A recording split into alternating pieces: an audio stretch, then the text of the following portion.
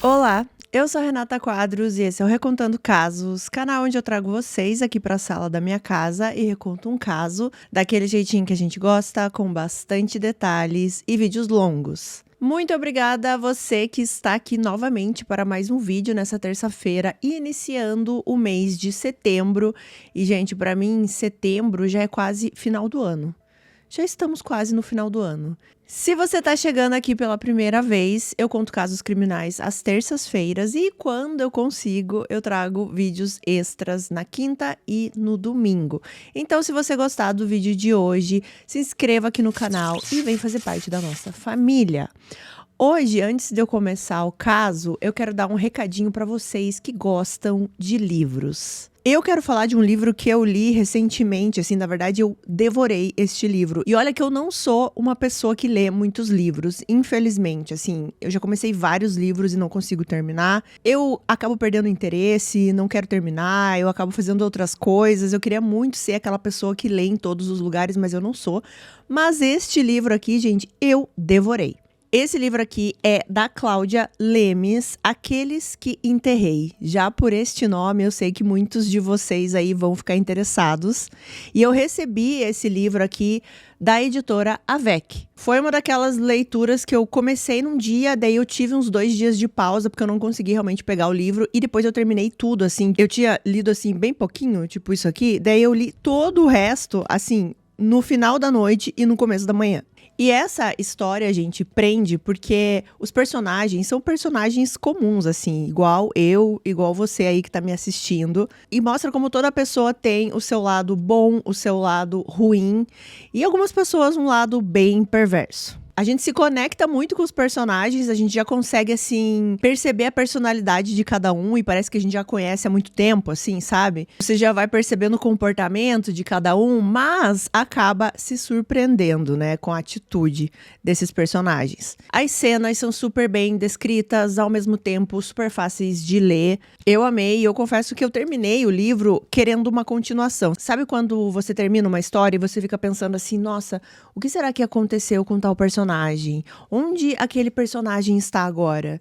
E o curioso é que o caso de hoje eu escolhi por ter algumas coisas parecidas com esse caso. Na verdade, assim, são casos diferentes, histórias diferentes. Mas o que eu achei até assim, meio parecido nas histórias é de como casais podem cometer absurdos juntos. É aquela coisa, né, gente, da arte imitando a vida. E já que eu falei aqui da Avec, vale vocês conhecerem mais essa editora, gente. Eles são uma editora nacional que foca quase 100% em autores brasileiros. Então eles trabalham com os nossos talentos aqui do Brasil e assim, a qualidade não fica devendo nada e às vezes até supera os livros estrangeiros. A Cláudia Lemes, a autora desse livro que eu li, ela é considerada aí a rainha do crime nacional. Ela já publicou um livro que o nome é Quando os Mortos Falam, que foi finalista do prêmio Jabuti em 2022 e vencedor do prêmio Aberst no mesmo ano. Esse aqui é o primeiro livro, né, que eu li dela, assim, eu já gostei muito, eu fiquei muito curiosa para ler este outro livro que eu acabei de mencionar aqui para vocês. E ela, gente, é uma querida, porque quando eu recebi o livro, eu marquei no Instagram, marquei ela, né, marquei a editora e ela me mandou uma mensagem super querida, me desejando uma boa leitura, então, assim, adorei essa proximidade. E é claro que eu não viria aqui falar de um livro, né, tão interessante como esse e não trazer aqui alguma coisinha pra vocês também, né. Eu consegui um cupom com a editora Avec de 20% de desconto, tá, gente? O cupom é Recontando Casos, eu vou deixar também tudo escrito certinho na descrição e no comentário fixado, junto com o link para o site da editora. Muitos de vocês me perguntam, né, às vezes, ai, que livro você tá lendo, dicas de livro, e eu sempre falo, gente, eu não tô lendo nada, porque eu queria ser, assim, uma leitora mais assídua, mas eu não sou. Porém, agora, acabei de ler esse livro, adorei muito, de verdade mesmo. Eu recebi outro livro deles que eu vou ler também, e aí, se eu gostar, eu também venho aqui falar pra vocês.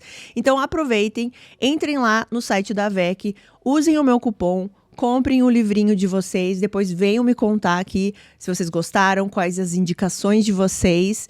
E muito obrigada por esse presente, né, Editora Vec, não só esse, como outro livro que vocês me mandaram também, eu amei. Um beijo, Jéssica, que conseguiu tudo isso aqui para vocês, meus inscritos queridos, e ela também é uma Recontanders, porque ela sempre está assistindo aqui o meu vídeo, então um beijão para você, um beijo, Editora Vec, e agora, depois desse recadão, vamos para o caso de hoje. A gente vai começar o caso de hoje falando de um casal, a Jane e o Joshua. E nós vamos para maio de 2002, em Ocean City, em Maryland, nos Estados Unidos. Ocean City, só para vocês entenderem a vibe aqui, é uma cidade litorânea, tá? De veraneio, assim. Daquelas cidades, assim, com um calçadão, várias lojinhas, comidas típicas, alguns parques. E as pessoas vão para lá para isso, né? Para curtir o sol, o mar, esportes aquáticos, a pesca também. E tem uma vida noturna bastante agitada, principalmente no verão. E o casal, a Jeannie e o Joshua, às vezes eu posso falar Josh também, tá? Porque às vezes eu confundo, a Jeannie e o Josh, eles decidiram aproveitar o feriado do Memorial Day lá em Ocean City. E o Memorial Day, para explicar aqui para vocês também, é um feriado lá nos Estados Unidos que homenageia os militares que morreram em serviço. E ele sempre cai na última segunda-feira de maio. Então cria esse feriadão assim, né? Sábado, domingo e a segunda. E muitas pessoas viajam nesse feriado, né, para aproveitar mais dias ali de folga. Então era isso que esse casal queria fazer, aproveitar esse feriado do Memorial Day em Ocean City. O Josh, ele tinha 32 anos, ele trabalhava como corretor de hipotecas e ele tinha se divorciado alguns anos antes e estava feliz com o seu novo relacionamento, né, ao lado da Jeannie. A Jeannie, ela tinha 51 anos e ela era executiva de seguros, super dedicada ao trabalho, daquelas assim que nunca faltam, né, o trabalho e nem chegam atrasadas. Inclusive, numa fonte até fala que a Jeannie fazia mais de 20 anos que ela não chegava atrasada e nem faltava no trabalho. Os dois, eles se conheceram em 1999, quando o Josh tinha 29 anos e a Jane tinha 48 anos. Eles se apaixonaram rapidamente, eles foram morar juntos em abril de 2001 e eles não eram, assim, casados oficialmente, né? Mas eles viviam juntos, se amavam muito. Desde que eles se conheceram, que foi numa festa de Natal, eles nunca mais se separaram, amavam a companhia um do outro e estavam animados aí para o feriado. Então, na sexta-feira, dia 24 de maio, eles chegaram ali em Ocean City. Então, aqui o plano era ficar ali na sexta, no sábado, no domingo, e a segunda ainda era feriado, né? E aí eles retornariam na terça-feira à vida normal, à rotina de trabalho. Quando eles chegaram ali em Ocean City, eles ficaram num hotel que se chama Atlantis Condominiums, e pelo que eu entendi, não é assim só um quarto de hotel, é meio que cada hospedagem é um mini apartamento. Assim que eles chegaram ali no local, o Josh ligou pro irmão dele para avisar que tinham chegado, tinham feito o check-in, que ele estava super animado. Ele até comenta que nesse hotel, né, que eles estavam, tinha uma varanda, deles tinha uma visão super bonita, ele falou isso pro irmão. E os planos ali para esse dia, para sexta-feira, era passar no mercado, né, e abastecer a geladeira ali com mantimentos para durar o final de semana inteiro. E depois eles iriam para uma boate muito famosa ali na região, chamada Secrets. Essa boate ficava cerca ali de 20, 30 minutos andando, ou cerca de 5 a 7 minutos de carro. Só que como o plano aqui do casal era beber, eles pegaram um ônibus para ir para essa boate. Muitas pessoas faziam isso, né? Pegavam esses ônibus para se locomover justamente por isso, né? Se beber, não dirija. Só que aí a gente chega na terça-feira, dia 28 de maio. E na terça-feira era o dia que estava todo mundo voltando à sua rotina ali de trabalho. Então, os colegas da Jane estranharam muito quando ela não apareceu no trabalho. Porque, vocês se lembram que eu falei, né, que ela era uma pessoa que nunca se atrasava, nunca faltava trabalho. Ela já trabalhava há mais de 20 anos ali no mesmo lugar. Então, foi bem estranho e as pessoas já ficaram preocupadas. Eles pensaram que, de repente, alguma coisa poderia ter dado errado na viagem, ou ela não conseguiu voltar, ou será que eles tiveram um acidente? Porque eu até esqueci de mencionar, mas eles foram para Ocean City de carro, né? Eles foram dirigindo o carro da Jeannie, inclusive, né? Então, eles pensaram em alguma coisa nesse sentido, né? Algum acidente, será que eles estavam precisando de algo? Porque a Jeannie era muito responsável, ela não faltaria o trabalho ou chegaria atrasada sem avisar. Se estivesse tudo bem, ela avisaria. Então, esses colegas de trabalho acionaram a polícia e eles acionaram a polícia ali do lugar onde a Jeannie morava, que era na Virgínia. E esses policiais ali da Virgínia, sabendo, né, que ela tinha sido vista e o último contato dela foi em Ocean City, em Maryland, eles entram em contato então com os oficiais de lá, né, de Ocean City. Logo que a polícia ali de Ocean City é avisada, eles vão até o hotel onde o casal estava hospedado. E já na entrada do prédio desse hotel, eles conseguiram localizar o carro da Jeannie. Era um carro vermelho e a placa do carro, inclusive, era personalizada com o nome da Jeannie. Era Jeannie C. Era possível perceber que o carro já estava parado ali há dias, porque acumulou areia do lado dos pneus, assim, né? Então, dava pra ver que o carro não tinha sido movido já há dias, que o vento vai batendo na areia ali, né? E vai se acumulando do lado ali das rodas. E aí, quando os investigadores entraram ali no quarto, né? No apartamento ali desse hotel que eles estavam hospedados, tudo pareceu muito estranho, porque assim, o que eles encontraram lá foi uma cena que parecia que o casal tinha saído e que logo ia voltar. As roupas deles estavam lá, né? O resto das malas ali. Produtos de higiene, a câmera do casal. Tinha o laptop aberto na mesa, também como se eles estivessem usando e daí tiveram que sair. Algo que chamou atenção é que em cima da mesa existiam 4 taças de vinho, então muito provavelmente eles receberam alguém ali naquele apartamento e depois saíram. Os policiais encontraram também recibos do mercado e eles puderam ver que tudo que o casal tinha comprado no mercado ainda estavam lá nesse apartamento, nesse hotel, né? Tudo na geladeira, tudo nos armários, eles não tinham nem utilizado o que eles tinham comprado. Parecia realmente que eles chegaram lá na sexta-feira, fizeram as compras, né? Trouxeram tudo ali para o quarto, devem ter saído e não voltaram mais. Não tinha nada revirado, nada quebrado, entrada forçada também não tinha. Na verdade, a única coisa estranha realmente era que a Jeannie e o Josh não estavam lá. Os policiais, eles passaram a tratar o caso já de cara, assim, como uma prioridade. Eles isolaram ali, né, aquele quarto do hotel, eles imprimiram vários cartazes com as fotos do Josh e da Jeannie, espalharam pela cidade. A família, né, dos dois, obviamente, foi avisada. Os amigos também começaram a ajudar nessas buscas, a ligar para hospitais, delegacias de cidades próximas, mas não havia, gente, nada. Não havia nenhum registro deles em lugar nenhum. Ainda mais numa cidade ali que recebe muitas pessoas no feriado, é difícil também você perguntar ali num comércio, alguma coisa assim, e as pessoas lembrarem, né? Porque é muita gente, a todo momento. A polícia não tinha nada, não tinha nenhuma pista, eles não tinham nenhum caminho para seguir. Mas as coisas vão mudar. Na madrugada do dia 31 de março, ou seja, era madrugada de quinta para sexta, tá? Na madrugada de sexta-feira. Era um pouco depois da meia-noite, já aqui do dia 31, e o alarme de uma loja que pertencia a um restaurante disparou. Essa loja era uma loja da Hooters, que é um restaurante, né? Uma rede de restaurantes muito grande nos Estados Unidos. Para quem não conhece, porque vai ser importante vocês conhecerem, né, a Hooters aqui pro caso, é uma rede de bares e restaurantes bastante famosa lá nos Estados Unidos. Ela é conhecida pelo ambiente descontraído, sempre relacionado a esportes que ficam passando na TV, as comidas ali típicas americanas, né? E cada unidade também tem uma lojinha de souvenirs, assim, de merchandising, né, de produtos ali da Hooters. E eles são famosos também, vocês já devem ter visto em algum filme que vocês assistiram na vida de vocês, pelas garçonetes. São sempre garçonetes muito bonitas, sempre com roupas assim da marca ali, né, da Hooters. Eu fui em uma Hooters na minha vida e foi muito legal, gente. O atendimento é maravilhoso. A comida tava muito gostosa também, mas eu só fui em uma faz algum tempo. Enfim, é um bar, um restaurante bastante famoso.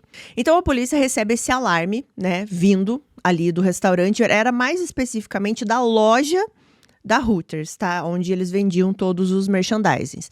E quando a polícia chega ali no local, eles percebem um casal saindo apressado, assim, né? Eles estavam fugindo. Eles entram em um Jeep e esse Jeep, gente, tava abarrotado de peças ali de merchandising da Hooters. Camisetas, moletons, enfim, tudo que vocês podem imaginar. E quem era esse casal? Era o casal desaparecido? Não, é outro casal. O nome desse casal era Benjamin e Erica Seyfried, ambos com 24 anos. Quando eles foram abordados ali pela polícia, o Benjamin, que aqui, no caso, eu vou chamar de BJ, tá? Porque é normalmente como eles se referem a ele. Ele começou a falar com os policiais, pedindo, por favor, para não fazerem nada, que ele devolveria tudo. Ele queria um acordo ali com os policiais, falando, não, eu vou devolver tudo que eu peguei e fica por isso mesmo, ninguém vai preso, a gente esquece o que aconteceu. Mas é óbvio que isso não aconteceu, né? E eles foram detidos. Só que os policiais perceberam já, assim, rapidamente que aquilo, assim, pelo menos não parecia só um roubo. Que eram pessoas que só estavam entrando ali para roubar algumas camisetas e moletons da Hooters. Porque os policiais perceberam que os dois estavam armados. Com o BJ, a polícia encontrou uma pistola, 9mm, e uma faca.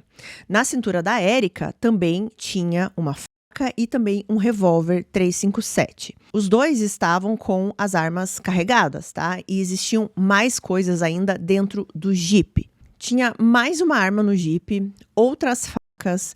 Eles encontraram também algemas plásticas, que é basicamente aquelas abraçadeiras, tá? Só que elas eram especificamente no formato de algemas, tá? Não era só aquele lacrezinho que você pode usar para várias coisas. Eles tinham aquele formato de algema mesmo, então era uma algema de plástico. Existiam também luvas, máscaras de esqui, e os policiais acharam esse kit ali, né, que eles encontraram no carro, muito estranho, assim. Muita coisa para quem só estava entrando ali para roubar algumas camisetas, como eu falei, né? Quando a polícia começou a questionar mais o casal, eles estavam sendo questionados ali separadamente, tá? O homem, né, o BJ, ele não queria falar, basicamente nada, assim. A Erica, ela começou a falar mais, só que aí ela começou a ficar muito nervosa, parecia que ela estava tendo uma crise de ansiedade. Ela pediu, inclusive, pro policial pegar um remédio na bolsa dela, era um remédio que ela tinha sempre que tomar, e aí se ela tomasse esse remédio, ela ia conseguir se acalmar. E o policial, ele fez isso, né? Ele foi até a bolsa da Erica e começou a procurar esse remédio. Só que ele encontrou muito mais coisa do que só o remédio. Na verdade, eu nem sei se ele chegou a pegar o remédio e dar para ela. Essa é uma informação que eu não consegui. Mas ele encontrou coisas interessantes na bolsa da Erica. Ele encontrou 2 documentos de identidade. E esses documentos não pertenciam à Erica e ao BJ. Eles pertenciam ao Joshua e a Jeannie, o casal que estava desaparecido. Como era um caso de desaparecimento que estava sendo amplamente divulgado, né? As fotos da Jeannie e do Joshua estavam por todo lugar, os policiais reconheceram imediatamente ali pelas fotos dos documentos. E no momento que eles viram ali os nomes também, né, confirmando já a suspeita, eles sabiam que existia algo de muito errado por trás de tudo. Além dos documentos, ali na bolsa da Erica, eles encontraram também 4 estojos de munição deflagrada e uma dessas cápsulas, eu vi em algumas fontes que ainda continha sangue. Eles encontraram também um anel, que parecia até um anel muito maior do que a Erica usaria, e esse anel também estava sujo de sangue. Imediatamente aqui os policiais que estavam tratando desse roubo aqui, né, e tinham detido esse casal, eles avisaram os policiais que estavam trabalhando no caso de desaparecimento. E foi todo mundo lá pra cena pra conversar com a Erica e com o BJ. Como eu falei, o BJ, ele não tava afim de falar com ninguém, então ele não falou com nenhum dos oficiais. A Erica tava falando um pouco mais, mas ela não sabia explicar muita coisa. Ela não sabia explicar como aqueles documentos foram parar na bolsa dela. Para os detetives, aqui nesse momento, a história podia ter várias camadas, assim, né? Várias coisas poderiam estar acontecendo. Mas algo que eles pensaram nesse momento, principalmente baseado aqui nas algemas de plástico que eu falei aqui pra vocês, e também, né, nos documentos aqui do casal, era a possibilidade do Josh e da Jane ainda estarem vivos em algum lugar. Talvez presos, sob ameaça, enclausurados em algum quarto, em algum depósito, algo nesse sentido. E eles precisavam descobrir o mais rápido possível o que tinha acontecido com eles. Os policiais, então, eles descobrem onde o casal ali, Erika e BJ, estavam hospedados e eles sabiam que eles tinham que ir investigar, né? Esse quarto de hotel onde eles estavam. Mas antes da gente continuar aqui nessa investigação, né, na cronologia, eu vou agora contar aqui pra vocês um pouquinho deste casal, né, da Erika e do BJ. Começando pela Erika. Erika Elaine Grace nasceu no dia 3 de fevereiro de 1978, na Pensilvânia, filha única de Gerald, Mitch e Charlotte. E ela cresceu, gente, ali no meio de muito dinheiro e muitos privilégios. Dinheiro nunca foi problema para Erika nem para a família dela. Ela sempre morou em casas assim muito, muito grandes, daquelas com vários quartos, vários carros na garagem, enfim, né? Ela teve de tudo desde o momento que ela chegou neste mundo. Mas é dito que ela recebia também bastante pressão dos pais, principalmente do pai, do Mitch, desde muito pequena também. Ele era aquele pai, assim, que vibrava com todas as conquistas da filha, ficava muito orgulhoso, mas ao mesmo tempo ela conquistava algo, mas ele queria sempre mais, que ela se aperfeiçoasse cada vez mais. Na escola, a Erika sempre foi uma aluna bastante dedicada, ela sempre tirava notas altas, sempre aquela aluna certinha, que ficava mais quieta na dela, não fazia nada de errado. Por exemplo, ali no ensino médio, mais ou menos, alguns colegas dela queriam sair, beber escondido, por exemplo, ela era a primeira a dizer que não faria aquilo. E ela tinha um lado muito perfeccionista, assim, ela não podia falhar em nada. Então, por isso que ela também não fazia nada de errado, digamos assim. Ela não quebrava nenhum tipo de regra. E essa parte aí do perfeccionismo, né, dela querer ser sempre a melhor, sempre a primeira em tudo, começou a ser mais problemático, assim, ser quase uma obsessão. Por exemplo, o esporte que a Erika se dedicou na vida dela foi o basquete. E teve uma fase da vida dela que ela não se permitia jantar enquanto ela não fizesse 3 cestas de 3 pontos seguidas, assim. Tinha que ser uma seguida, né, da outra, sem errar. Enquanto ela não fizesse isso, ela não ia comer. E até onde eu entendi, essa cobrança, nesse ponto aqui, era dela e não do pai, né? Mas o pai também cobrava bastante. O basquete, ele meio que virou, assim, um projeto da família, né? Porque a Erika, ela jogava bem, pelo menos é o que diz nas fontes, né? Ela jogava bem, ela ia bem nos esportes e ela também estudava muito. E o pai dela, ele incentivava tudo isso na vida da filha. Só que o que é descrito é que esse incentivo, às vezes, também passava do ponto, né? Por exemplo, ela treinava basquete na escola. Só que o pai começou a perceber que o tempo que ela passava treinando na escola não era mais suficiente. Ela tinha que treinar mais. Então, o que ele fez, gente? Ele comprou uma casa muito maior do que a que eles moravam. Inclusive, disse que essa casa tinha 10 quartos. E essa casa tinha uma quadra de basquete coberta.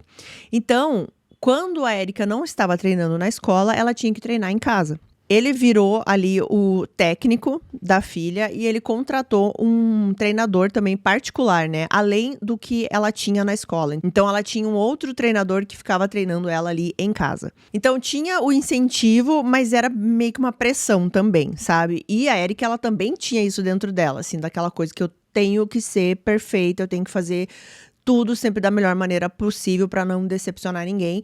Só que a altura da Erika não ajudava muito aqui no basquete. Ela tinha 1,65. Basicamente a minha altura, 1 centímetro mais baixa só. Ou seja, gente, pro basquete, né? Mas mesmo assim, é dito que ela era muito boa no basquete, tá? Nos arremessos e tudo mais, ela se dava muito bem. Inclusive, ela até quase conseguiu uma bolsa integral na faculdade por causa do basquete. Ela só não conseguiu a bolsa integral por causa da altura, realmente. Mas ela conseguiu uma bolsa parcial e na faculdade ela entrou no curso de História. E ela foi levando as duas coisas, né? Daí a faculdade e o basquete. Só que aí o que aconteceu? Na faculdade, a Erika teve assim um choque de realidade, porque até esse ponto aqui, ela conseguia ser a número 1, a perfeita, a melhor em tudo. Só que quando ela chegou na faculdade, ela percebeu que ela era mais uma.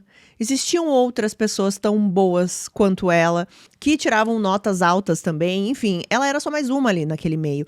E foi nesse período que é dito que a ansiedade da Erika começou a bater mais forte. É dito que ela já tinha, assim, um grau de ansiedade antes da faculdade, né? Mas quando ela foi para a faculdade, assim, piorou e muito.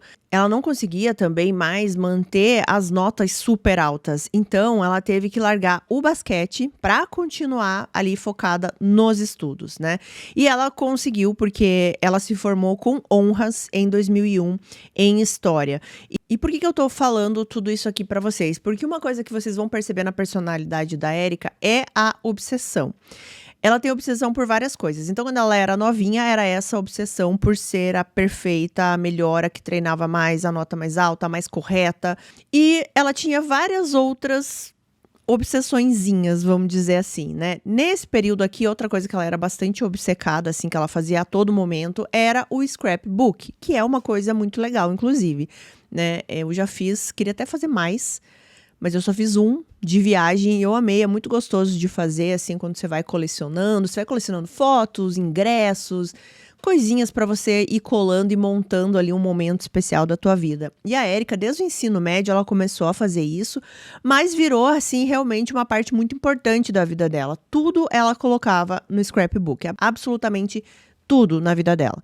Então, tudo que a Erika tinha na vida dela nunca era, assim, uma coisa leve, entendeu?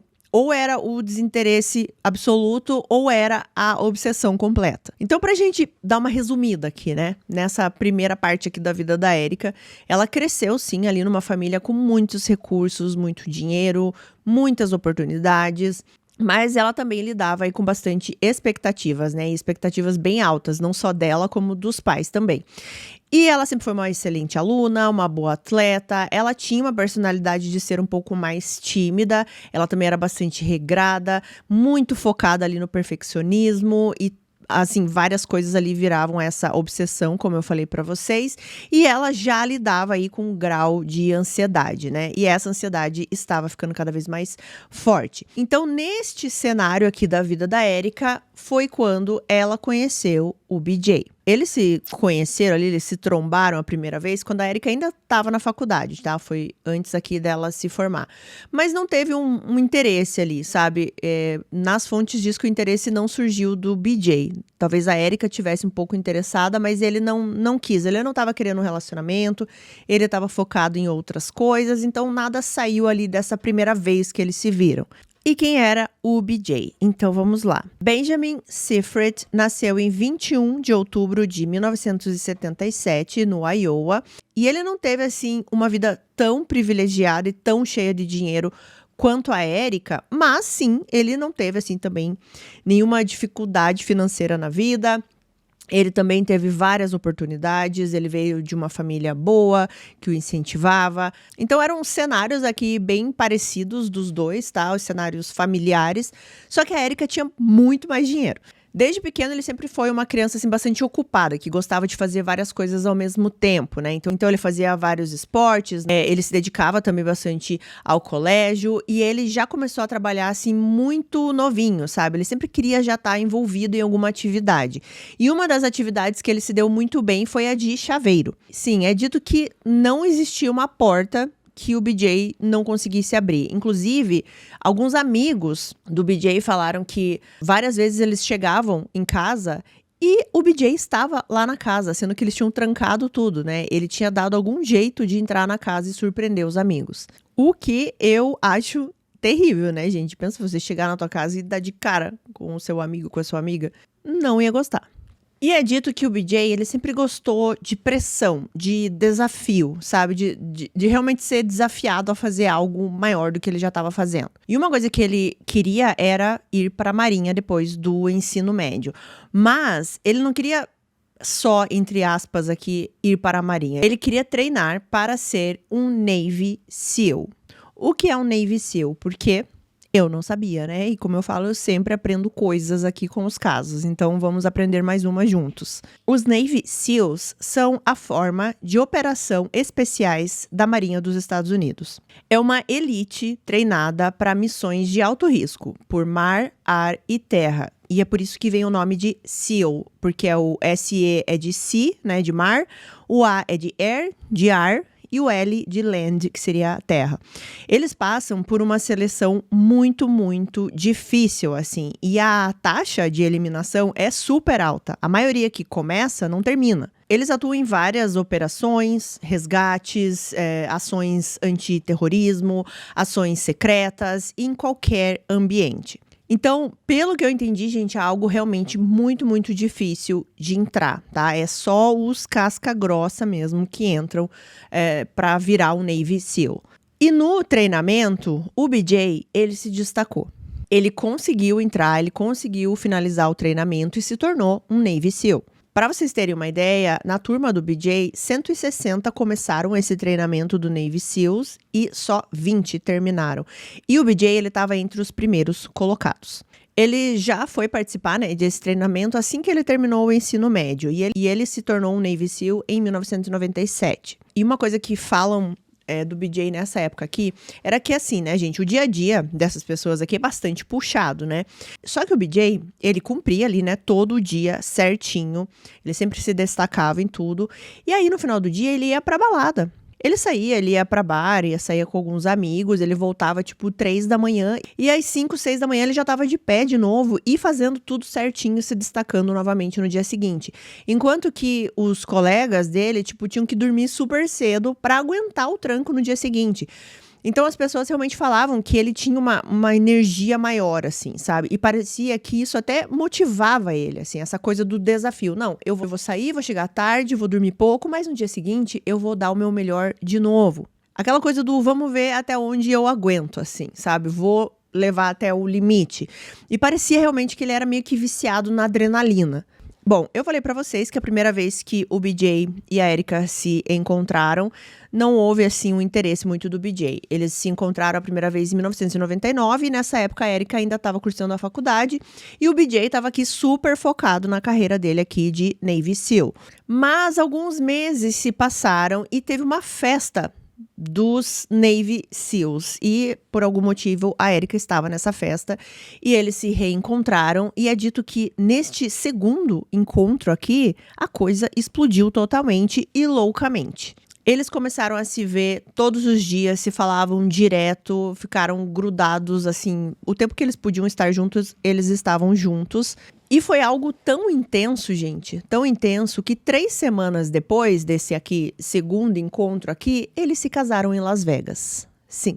E foi um casamento aqui que chocou as famílias, porque primeiro que o pai da Erika, ele sempre sonhou em levar a filha pro altar, né? Ele sonhava com esse momento e ele não teve essa oportunidade, porque eles foram lá, casaram sozinhos, sem avisar ninguém. E a família do BJ só foi avisada depois que eles já tinham casado. Só que assim, gente, tudo que é muito assim, aquela coisa louca, tudo que é muito intenso, tudo que é muito extremo, nunca é muito bom, né? Sempre tem o outro lado. E era o que estava acontecendo aqui. Porque por fora parecia realmente esse casal super apaixonado, intenso, né? Casamento em Las Vegas, eles já se mudaram também para morar juntos. Só que do lado de dentro aqui, né, entre eles, o convívio já estava bastante turbulento. Sim, porque não demorou muito para a Erika começar a perceber algumas diferenças entre ela e o BJ. A Erika, ela queria um casamento ali tranquilo. Ela queria aquela coisa de rotina da casa, cuidar da casa, o meu maridinho, né? Segurança. E o BJ, como eu já falei pra vocês, ele é esse cara que ele quer o desafio. Ele não gosta de rotina, ele gosta de adrenalina, correr risco. E o trabalho do BJ também não ajudou muito aqui, né? Porque o BJ ficava muito tempo fora com os Navy SEAL. E a Erika não gostava disso, porque ela ficava muito tempo sozinha. Então, o que começou a acontecer? Nesses períodos que o BJ ficava fora, a ansiedade da Erika começou a aumentar, e aumentar muito, assim, ela tinha muitas e muitas crises. E ela começou a desenvolver também um transtorno obsessivo compulsivo. No caso da Erika, era a questão de, por exemplo, fechar portas, trancar janelas, ver se desligou o fogão, se desligou algum eletrodoméstico. Então, por exemplo, quando ela ia sair de casa, ela tinha que checar, gente, cerca de 10, 12 vezes as janelas, as portas, qualquer coisa que ela achava ali que ela tinha que ter desligado, sabe? Ela tinha que checar muitas vezes a mesma coisa antes de se sentir segura e sair de casa. E o BJ, ele não ajudava muito nisso, não. Na verdade, ele até provocava essas crises na Erika. Muitas vezes os dois saíam, ela já tinha feito toda essa parte aí de checar, e quando eles saíam, ele falava assim: ai, mas eu acho que você deixou o fogão ligado. Você olhou? Certeza que você olhou o fogão? E isso fazia desencadear uma crise ali na Erika, e ela tinha que voltar para casa para ver, senão ela não conseguia continuar o dia. Várias vezes ele também falava: olha, eu acho que você não fechou aquela janela, eu acho que você não trancou aquela porta. E tudo isso ele fazia consciente de que ele ia desencadear, né, toda aquela ansiedade e a crise na Erika. Quando daí tinha essa crise, a Erika, ela gritava muito, ela chorava, jogava várias coisas também no BJ. Eles brigavam muito, tá, gente? Ia pra cima dele, eles discutiam, a briga ficava física, só que ninguém terminava, entendeu? É aquela coisa, como a gente já diz, tóxica, né? Pros dois. Os dois eram tóxicos ali e um ficava se alimentando do outro.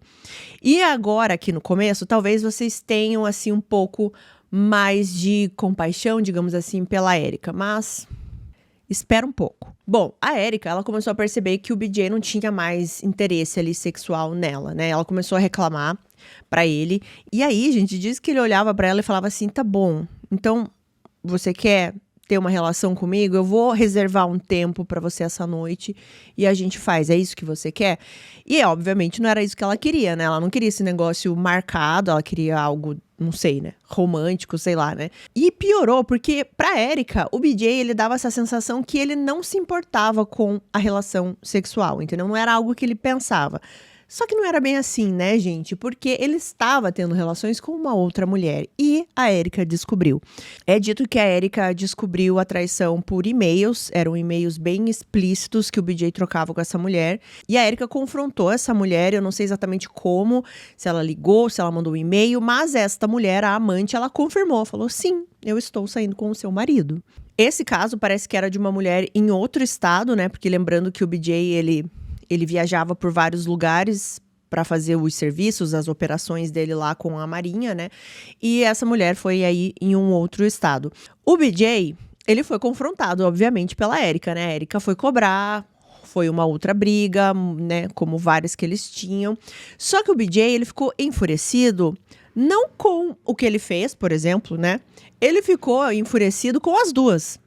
A Erika por ter cobrado ele, por ter mexido nos e-mails dele, e a amante por ter confirmado o caso para a esposa, para a Erika. E aí, gente, há relatos que o BJ mandou um e-mail para a amante. E esse e-mail era cheio de ameaças super violentas. Ele, inclusive, ameaçava não só ela, como os filhos dela, né? Que ele faria coisas horríveis com eles. E justamente porque ele estava tão bravo com ela, porque ela tinha confirmado o caso. Ele falava que ele tinha muito conhecimento por causa da Marinha, ele sabia de várias coisas, que seria fácil encontrá-la em qualquer lugar, né? Enfim, esse caso, até onde eu entendi, acabou, pelo menos esse, né? Mas é pra gente entender aqui a personalidade do BJ.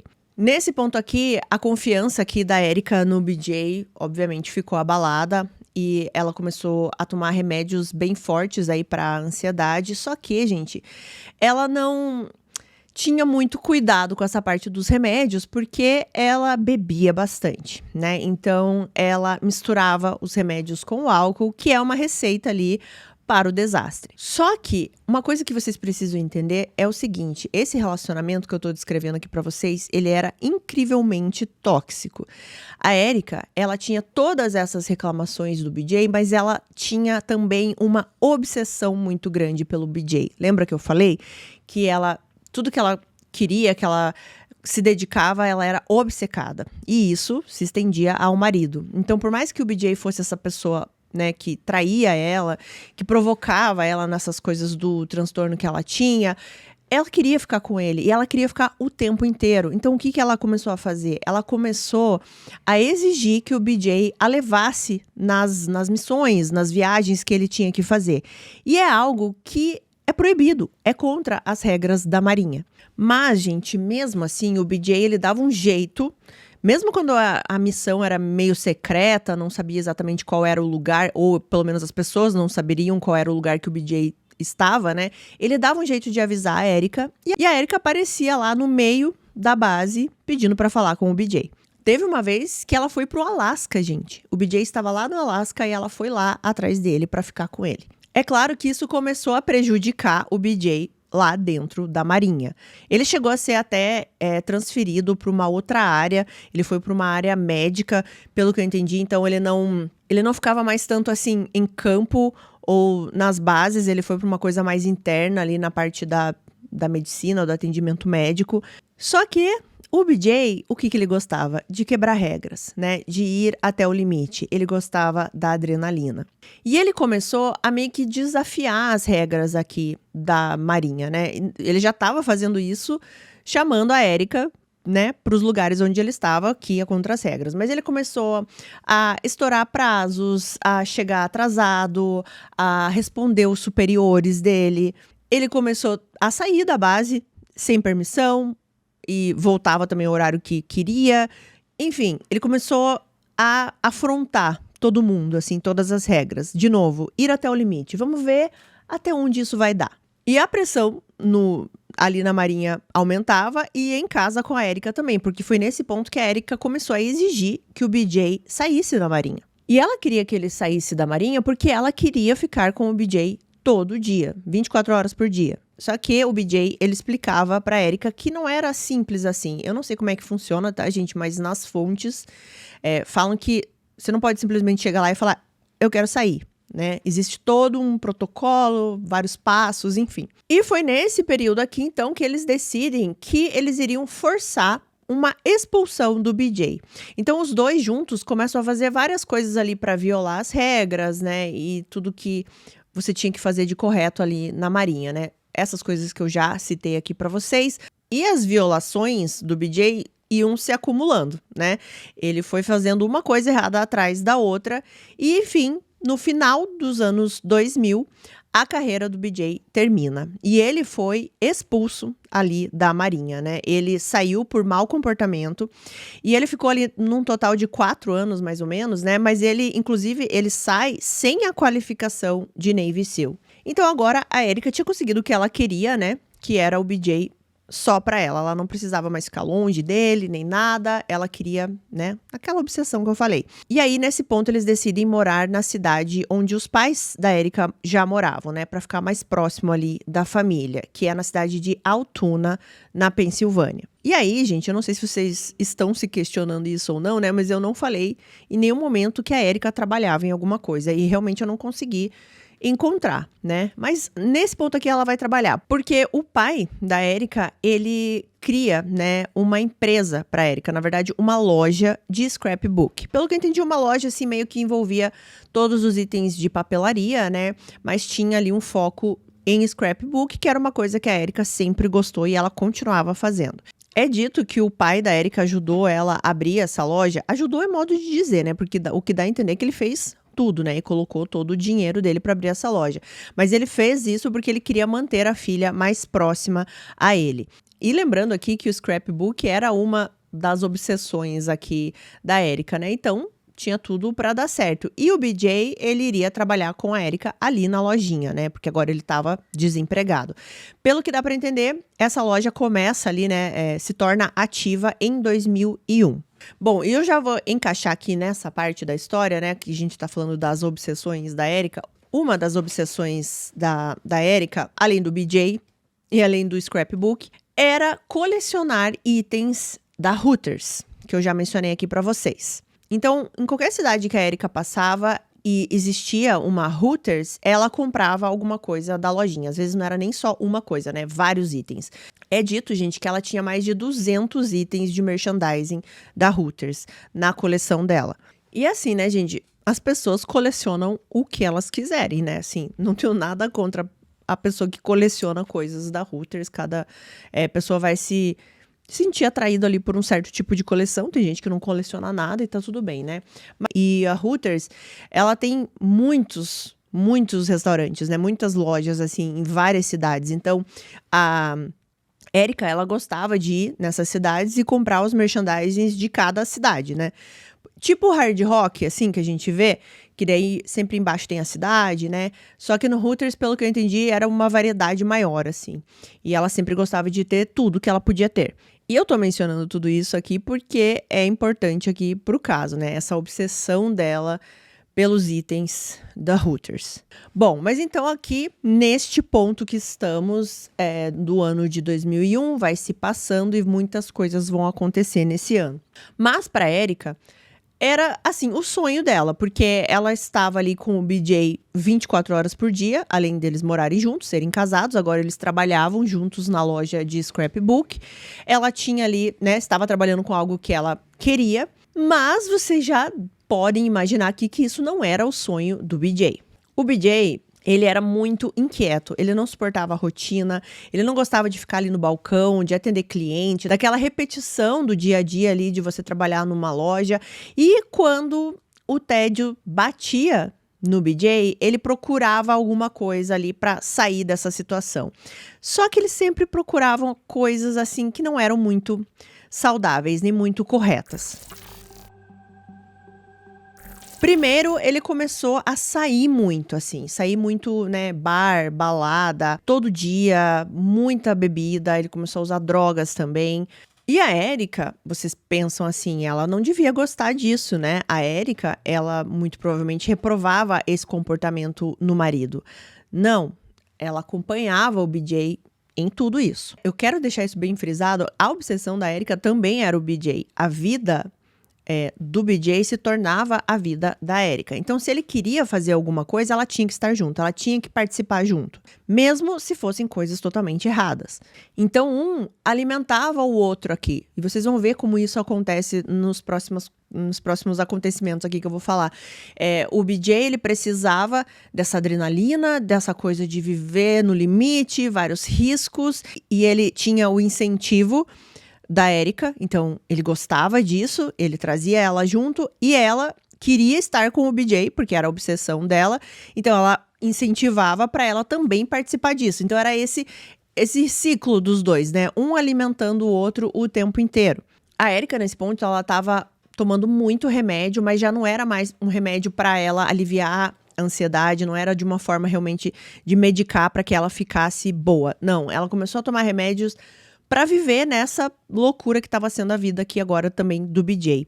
E ele começou a tomar os remédios dela também, porque ele sentia um barato. E misturando com bebida, e misturando com droga. Só que qual que é o problema aqui? Chega uma hora na vida do BJ que ele enjoa do que ele tá fazendo. Que aquilo ali já não é mais interessante. Aquele estímulo que ele tá tendo já não é mais tão legal assim. Então essa noite de baladas e bebidas e tudo mais que eu descrevi, já não estava mais sendo tão legal assim pro BJ. E aí o que ele começou a fazer, gente, foi provocar perseguições policiais. De madrugada, ele saía e ele avistava uma viatura que estava fazendo uma ronda, alguma coisa assim, e ele passava assim muito rápido perto dessa viatura. E obviamente, né, essa viatura começava a perseguir o BJ, e era isso que ele gostava, essa perseguição. E até onde eu consegui pesquisar, ele nunca foi capturado por esses policiais, ele sempre conseguiu escapar. E é dito, gente, que ele chegou a comprar um carro nessa época aqui, bem estilo Velozes e Furiosos, assim, era um carro laranja, de listras pretas. Então agora esse era o estímulo aqui do BJ, essa era a adrenalina que ele queria. Brincar aqui, né, entre aspas, com os policiais. Ele sentia a adrenalina, assim, lá em cima. Ainda mais porque ele não era capturado. Então ele se sentia melhor ainda, porque ele conseguia escapar impune. Aí, quando isso perdeu a graça, quando ele já não estava mais ficando feliz com essas perseguições, ele começou com a fase dos arrombamentos. Lembrando aqui que o BJ era um chaveiro, né, quando ele era mais novo. E ele era um chaveiro muito bom. Então agora ele começou a usar isso também, essa nova fase que ele queria viver, que era dos arrombamentos. Eles escolhiam lojas aleatórias, eles invadiam de madrugada, eles roubavam alguns itens e nunca eram itens de muito valor, eram roupas, algumas coisas de beleza, enfim.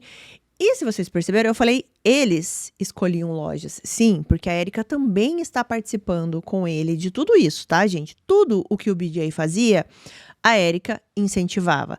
A Erika assinava embaixo, porque ela queria ver o marido dela feliz. Ela estimulava tudo isso, ela curtia esse jogo, né? Essa coisa, essa busca pela adrenalina aqui do BJ.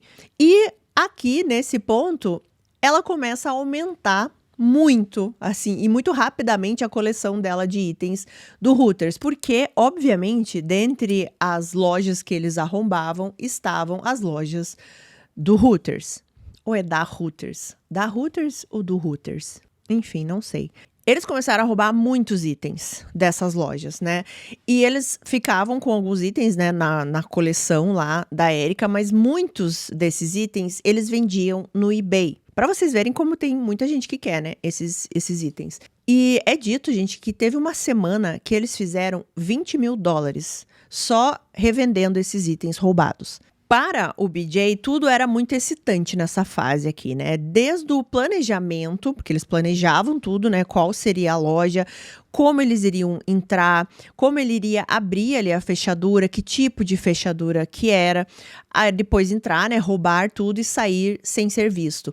Então, para ele, era assim, o combo completo, né? Desde o início do planejamento até ele sair impune. Bom, mas esse casal aqui, ele só tá começando. E vocês estão percebendo aqui que as coisas vão escalonando, né? E eles continuavam, assim, com comportamento totalmente desligado da realidade, né? Nesse ponto aqui, foi uma época que o BJ, ele começou a ficar muito interessado em armas, assim. Então, ele começou a comprar algumas armas, ele dava pra Erika também de presente, começou a ficar fissurado nesse assunto. O BJ fazia a Erika dirigir pra ele pela cidade, assim, de madrugada, e ele ficava na janela do carro e ele ficava atirando nas placas das ruas, assim, no meio da madrugada, correndo pelas ruas junto com a Erika. E eles começaram a comprar também, gente, alguns animais exóticos. Eles tinham, vejam só, prestem atenção nos nomes, tá? Eles tinham um jacaré chamado Alabama, eles tinham algumas cobras e 2 cobras eram batizadas de Bonnie e Clyde, e eles tinham também uma que se chamava HIV e outra que se chamava Hitler. Inclusive, alguns amigos, né, falaram posteriormente sobre essa obsessão que o BJ adquiriu, nesse ponto aqui, pelo próprio, né, Adolf Hitler.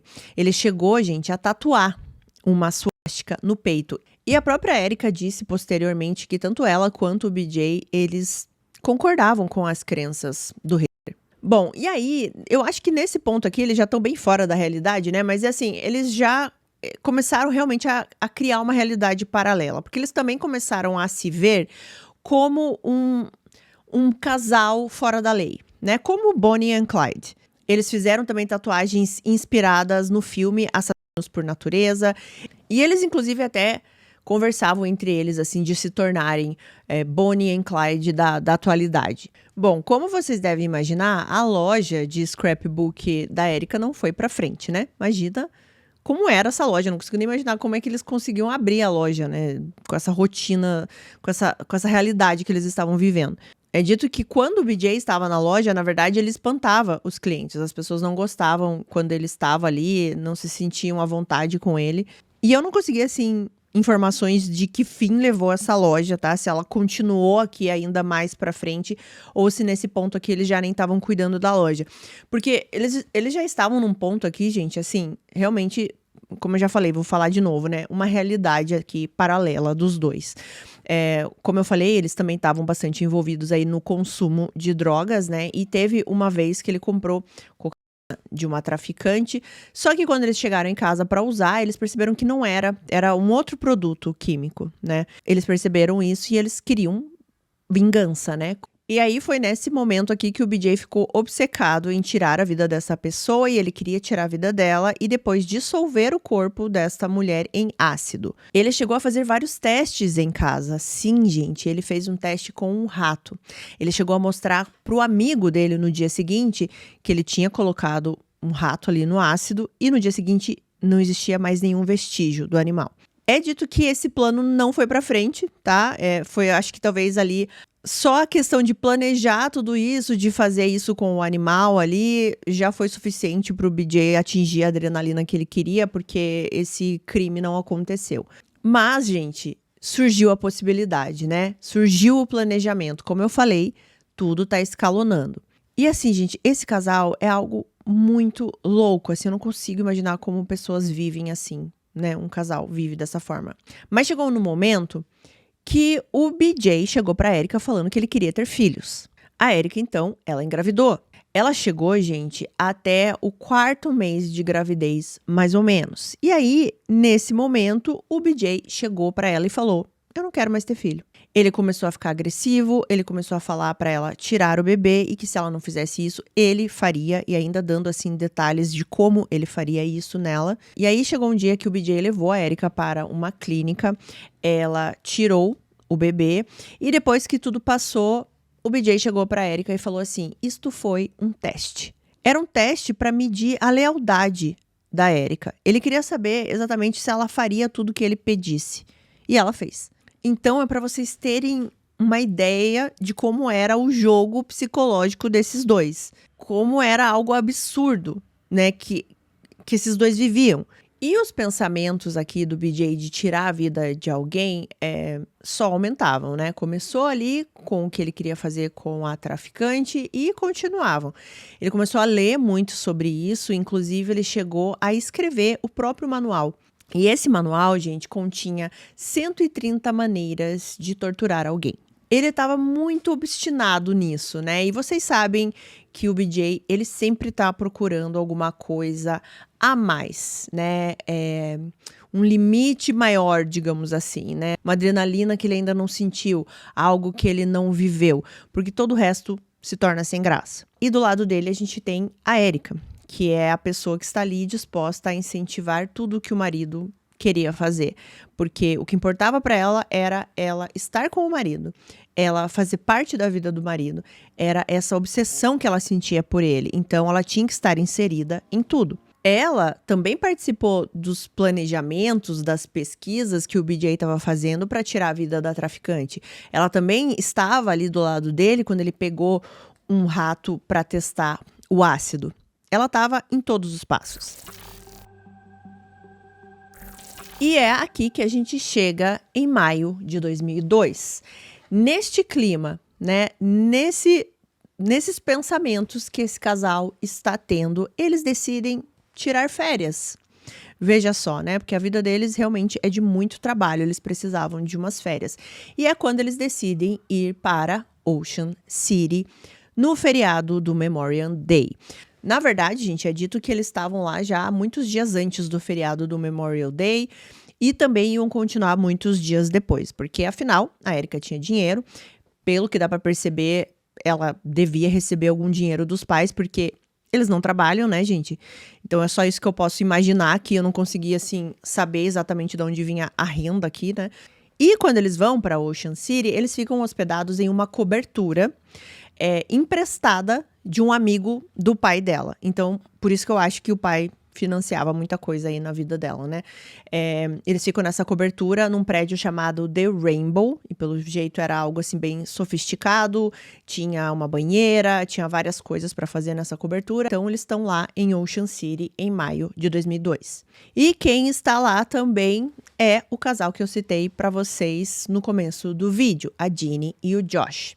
Bom, nesses dias que a Erika e o BJ estão ali em Ocean City, ela já tinha passado no restaurante, no Hooters, já tinha comprado vários merchandisings daquela loja, né? Já tinha aumentado ali a sua coleção. E aí eles decidem que na sexta-feira, dia 24 de maio, eles iriam para a boate Secrets. A mesma boate que eu citei lá no começo do vídeo, que o Joshua e a Jane também iam. Assim como o Josh e a Jeannie, eles também pegam um ônibus para ir até a boate, eles não vão de carro. E é exatamente no ônibus que esses casais se conhecem. Por quê?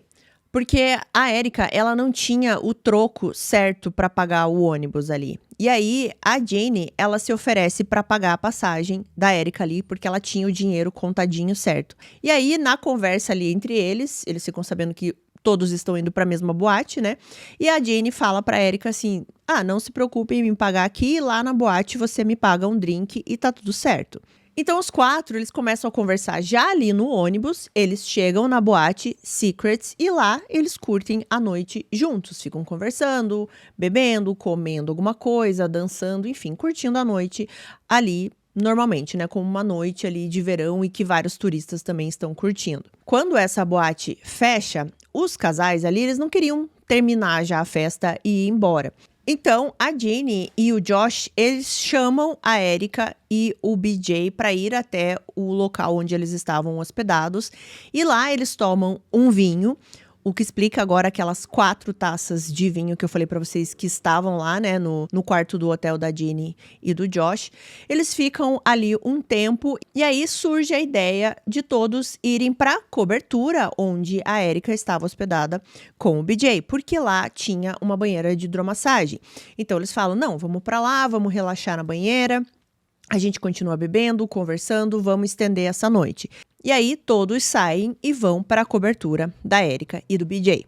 E aí que as coisas começam a mudar drasticamente. É dito que estavam todos ali nessa banheira de hidromassagem, bebendo, conversando, quando de repente a Erika, ela se levanta e ela começa a procurar pela bolsa dela. E ela não consegue encontrar.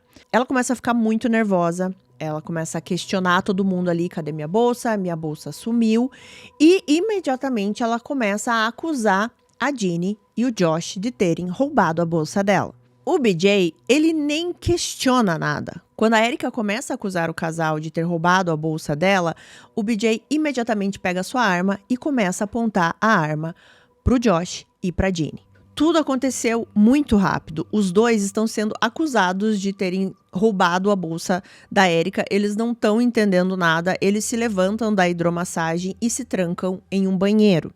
Só para vocês entenderem mais ou menos aqui a dinâmica dessa cobertura, né? Esse banheiro onde eles vão se esconder, a Jane e o Josh, tinha uma janela. E eles tentam olhar pela janela ali para ver se eles podiam fugir, né, para algum lugar. Só que essa janela do banheiro, gente, ela dava para a sacada da cobertura, tá? Então vocês imaginem assim que você está na sacada ali da cobertura, tem uma janelinha, essa janelinha é a do banheiro. E quando eles estão olhando pela janela, quem aparece na janela é a Erika. E ela começa, gente, a dar instruções para o BJ para falar onde o casal estava escondido no banheiro e em qual altura o BJ tinha que atirar. Então imaginem essa cena. A Jane e o Josh, eles estão no banheiro, apavorados. É dito que eles estavam ali de roupas íntimas, né? Eles estavam na hidromassagem. A Erika está na janela, dando coordenadas para o BJ. E é quando o BJ começa a atirar. Através da porta mesmo, né? Seguindo as instruções da Erika. Inclusive, um dos tiros atinge a cabeça do Josh e ele cai imediatamente sem vida. E a Erika o tempo inteiro ficava gritando: eles roubaram a minha bolsa, eles roubaram a minha bolsa. E o BJ só sendo alimentado também com essa raiva que ele estava sentindo. Ele consegue abrir a porta do banheiro, ele arromba essa porta. E é dito que nesse ponto a Jane começou a gritar muito, né, dentro do banheiro, vendo o Josh ali sem vida. E a Erika e o BJ entram no banheiro e começam a atacar a Jane.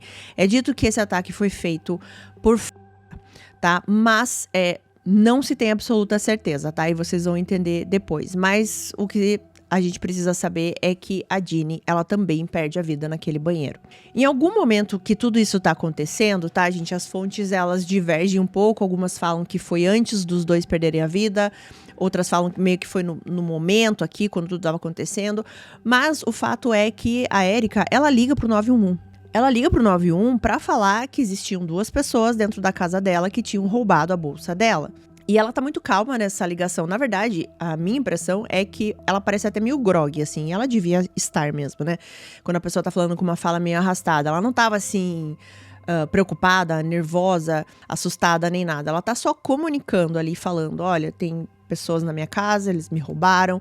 E ela fala que ela tá num cômodo e eles estão em outro cômodo. Ela não dá muitos detalhes. Essa ligação cai. A polícia não foi comunicado, ou pelo menos eu acho que eles não conseguiram saber de onde estava vindo essa ligação. A Erika não fala endereço nem nada. E a polícia não vai até o apartamento, infelizmente. Bom, agora a situação é essa.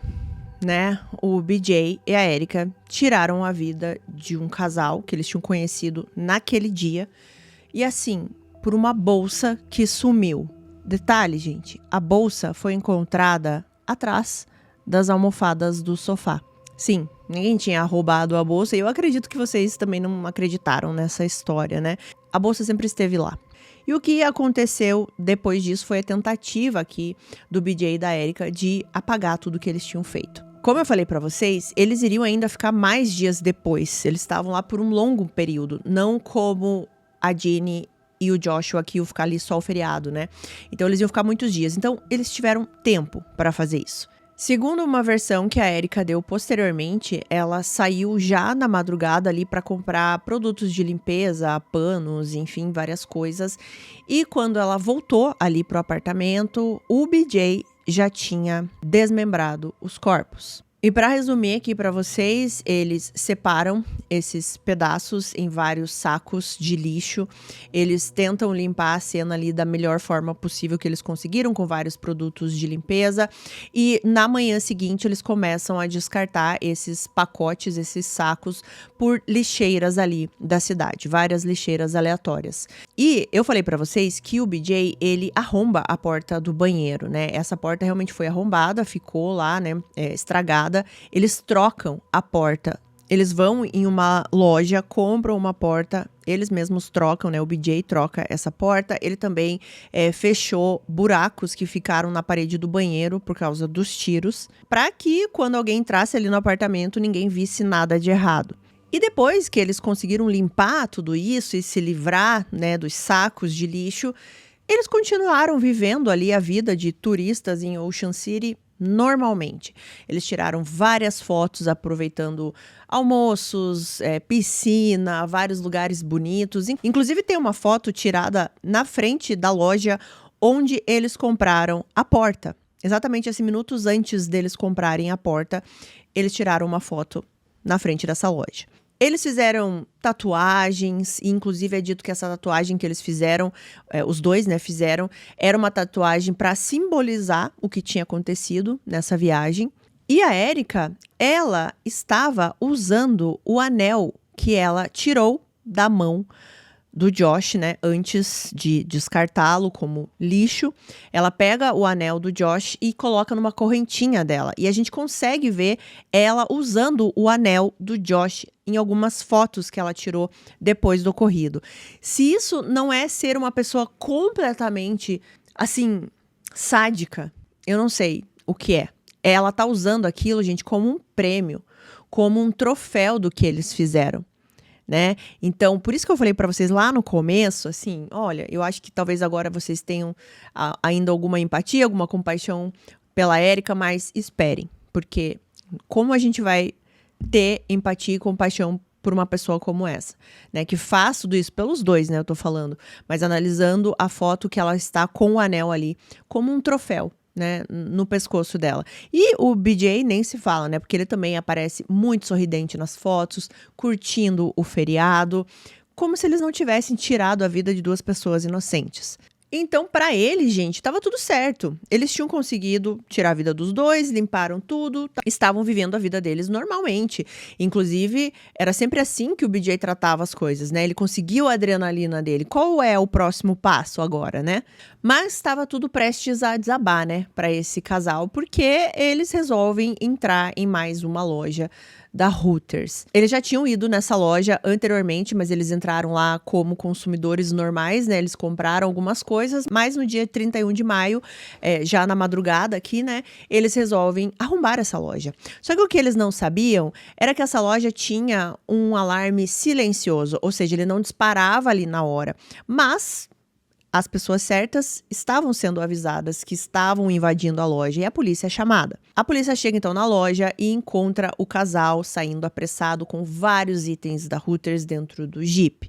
E é o momento que eles abordam o casal, né? O BJ e a Erika. A Erika começa a passar mal, pede pro policial pegar o remédio dela na bolsa e o policial encontra os documentos da Ginny e do Joshua. E aqui a gente volta lá pro começo do vídeo, quando os policiais começam achar tudo aquilo muito estranho. Por que que esse casal estava com os documentos, né, do outro casal desaparecido? Por que que eles estavam armados? E como eu falei pra vocês também, nesse ponto aqui, devido ao que a polícia encontrou ali no carro e com a Erika e o BJ, eles acreditavam que talvez o casal desaparecido ainda estivesse vivo. Infelizmente, eles não estavam, né? A gente aqui sabe que não estavam. Mas, na época, a polícia achou que tinha essa chance, que de repente o casal desaparecido estava sendo mantido preso em algum lugar e com vida, né? Então, eles começam aqui a agir rapidamente. Então, nesse momento, os policiais vão até a cobertura, né? Onde a Erika e o BJ estavam hospedados. Quando eles chegam na cobertura, assim, olhando rapidamente, eles não encontraram nada de diferente. Parecia tudo calmo, tudo normal. E eles não encontraram também sinais óbvios do casal desaparecido. Quando eles já estavam assim meio que saindo, sabe, da cobertura, eles avistam uma mesinha que tinha, eles vão olhar o que tinha em cima dessa mesinha. E existiam várias fotos impressas. Fotos de câmera digital e é dito que ali em Ocean City tinha muito desses lugares para você já mandar revelar, né, entre aspas aqui, as fotos digitais, né? Que assim, depois de uma hora você vai lá e pega tudo impresso, né? Então tinham várias fotos ali da Erika e do BJ, aproveitando os dias em Ocean City. E junto a essas fotos tinha uma foto do casal Ginny e Joshua, que é essa foto que eu vou colocar aqui para vocês. Acredita-se que essa foi a última foto que esse casal tirou. E quem tirou foram Erika e BJ. Muito provavelmente, a polícia acredita que na noite ali, né, que eles saíram, eles tiraram várias fotos com a câmera digital. Nos dias seguintes, né, o casal Erika e BJ continuaram tirando várias fotos dos lugares que eles iam ali em Ocean City, inclusive as fotos que ela aparece com o anel, deles curtindo vários lugares. E aí, em algum momento, eles revelam essas fotos, né? Eles vão lá imprimir essas fotos e é por isso que aquelas fotos estavam ali na mesa. Quando os policiais olham ali a foto do casal desaparecido, eles sabiam, né, que algo muito mais terrível estava por trás de tudo aquilo, assim, né? Queria dizer que as últimas pessoas que viram o casal, muito provavelmente, foram a Erika e o BJ. Os policiais conseguem um mandado para poder realmente revirar a cobertura, assim, né, de cabeça para baixo. E quando eles retornam na cobertura, eles começam a olhar, assim, mais minuciosamente pro lugar, e aí eles encontram várias coisas. Porque o BJ e a Erika, eles tentaram limpar a cena, mas assim, eles não fizeram um grande trabalho. Os policiais, eles começaram a reparar que o banheiro tinha passado por reparos, né? Os buracos que o BJ tentou tapar ali, né? Os buracos de tiro, eles perceberam que a porta era muito nova comparado com as dobradiças que estavam ali e com a parte que envolve a porta ali, né? Como é que é o nome? Batente. O batente da porta era muito diferente, que a porta estava recém-pintada. Eles começaram a perceber tudo isso. No banheiro existia um armário e quando eles arrastam esse armário, na verdade, quando eles desmontam esse armário, fez no chão, assim, exatamente o contorno do armário. E esse contorno, gente, era sangue. Porque eles não conseguiram limpar embaixo do armário. Pelo que pude entender, o armário era embutido, né? Então, muito sangue foi para debaixo do armário. E quando eles limparam, eles não pensaram nisso, né? Eles limparam só aos arredores. Mas a polícia desmontou aquele banheiro inteiro, né? E aí eles começaram a encontrar vários vestígios, e não só no banheiro, mas na hidromassagem também, vários locais da cobertura, na verdade. Eles desmontaram o ralo da pia, e desse ralo eles conseguiram tirar muito cabelo, existia também pedaços de couro cabeludo. Eles foram olhar na secadora, e na secadora, naquela parte que coleta ali, né, os fiapinhos, as sujeirinhas ali quando tá secando, tinha também cabelo, tinha vestígio de tecido com sangue coagulado. Eles conseguiram também coletar uma palma de mão na janela do banheiro, e a polícia acreditava que essa palma era do Josh. E no meio de tudo que eles estão coletando ali da cobertura, eles também encontram a chave do quarto de hotel que o Josh e a Ginny estavam hospedados, né? O Atlantis. E a chave de hotel é muito específica, né, gente? Porque ela tem ali o número do quarto, né? Então, foi bem fácil ali para os policiais identificarem de onde era. Os policiais, eles não sabiam o que tinha acontecido ali dentro da cobertura, né? Eu já contei aqui pra vocês, né? Mas eles, na época, lá não sabiam. Mas eles já tinham aqui meio que a certeza que o casal que antes estava desaparecido e eles achavam que poderiam encontrá-los vivos, que agora isso era quase que impossível, né? Pela quantidade de sangue, enfim, do que eles encontraram no apartamento. Mas eles queriam saber o que tinha acontecido e o que a Erika e o BJ fizeram com os corpos.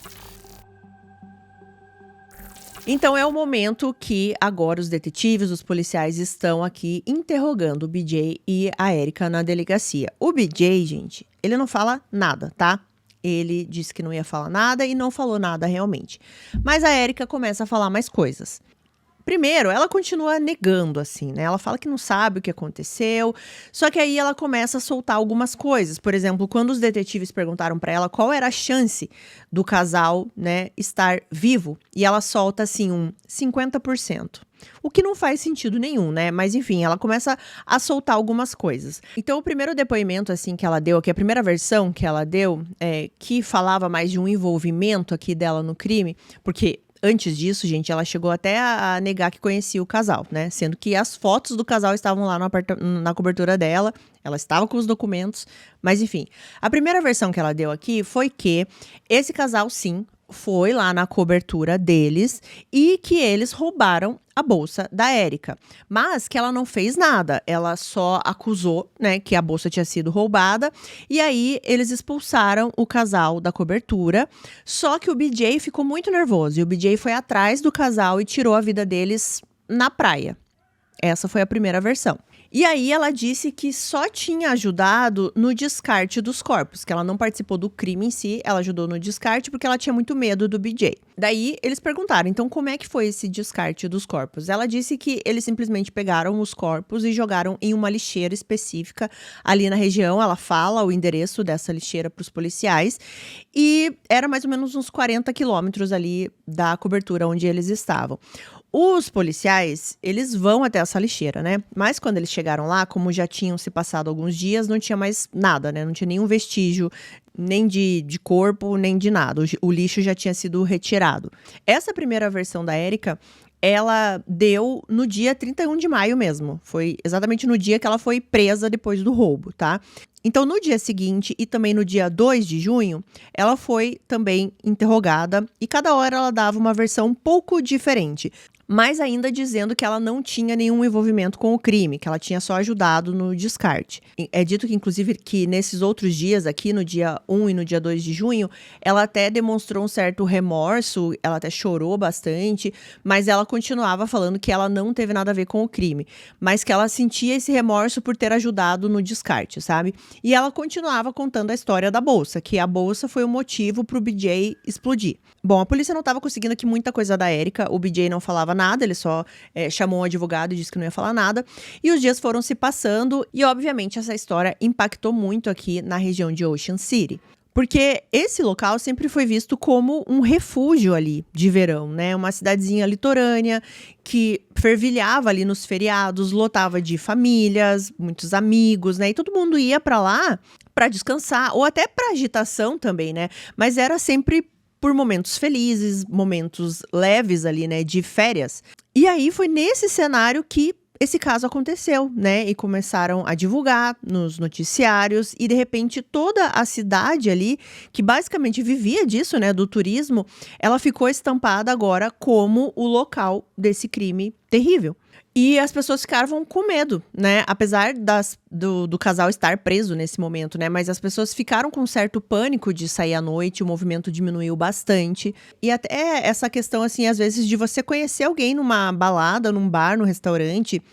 Mesmo que sejam, assim, casais ou grupos de amigos, né? Você tá ali curtindo uma festa que acontecia muito nesse local, parou de acontecer, porque as pessoas ficaram com medo do estranho ali, né? De ir na casa de alguém ou de passar um tempo com alguém e daí perder a vida por causa disso, porque você não conhece exatamente quem tá ali te abordando, né? Quem tá conversando com você.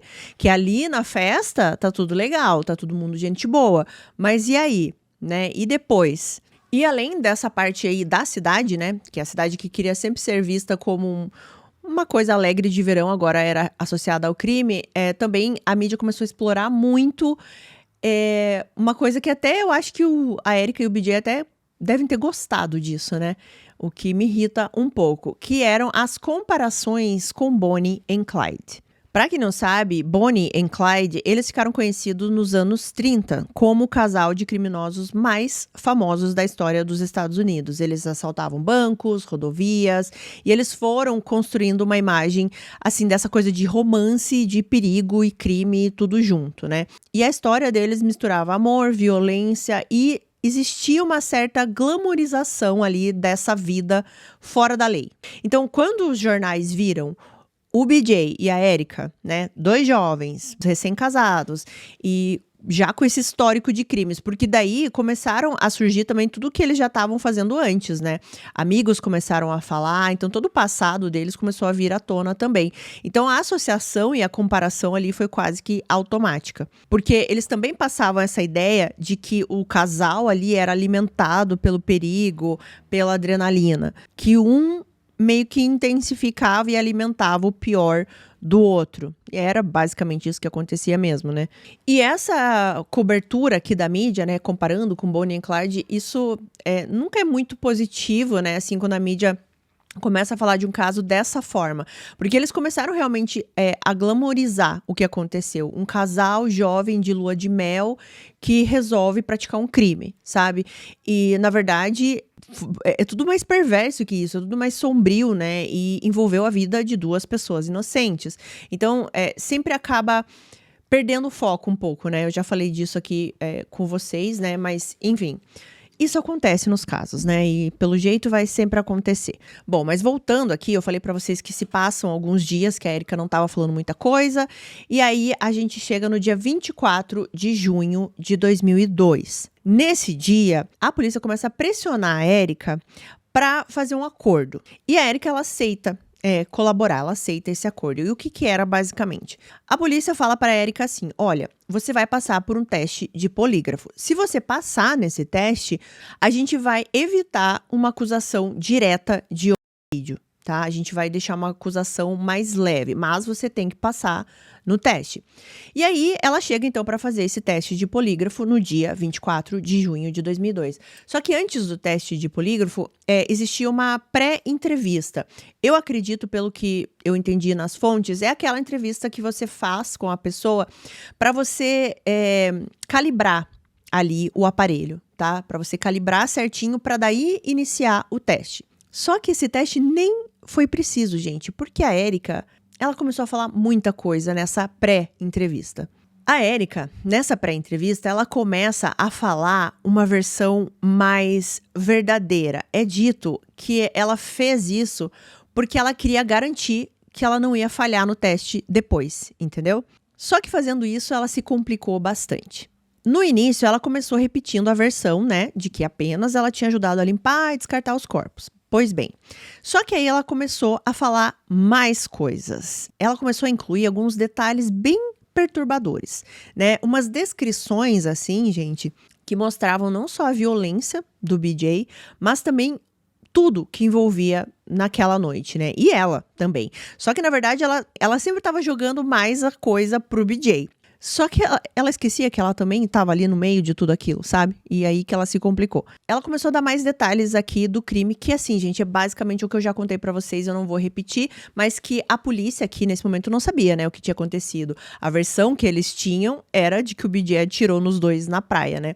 Mas aí a versão dela agora condizia muito mais com o que os policiais tinham encontrado na cobertura, principalmente no banheiro. Então ela conta ali da dinâmica, que o casal foi até o banheiro, que eles se trancaram lá, que o Josh atirou. Ela admite que ela usou uma faca pelo menos 2 vezes na Jeannie. Ela também, aí nesse momento, conta como eles desmembraram os corpos, como eles jogaram, eles separaram. Tudo que eles limparam, ela começa a falar toda essa parte que eu já contei pra vocês. E ela tá falando tudo isso, gente, porque ela acreditava que essa pré-entrevista aqui que ela tava fazendo não poderia ser usado no caso, ali no processo. E ela estava completamente enganada, porque ela tinha acabado de admitir a culpa. E assim, gente, ela contou coisas bem, bem perturbadoras nesse momento, tá? Só que são coisas que não tem como provar, são declarações dela e Daí você escolhe acreditar na palavra dela ou não, né?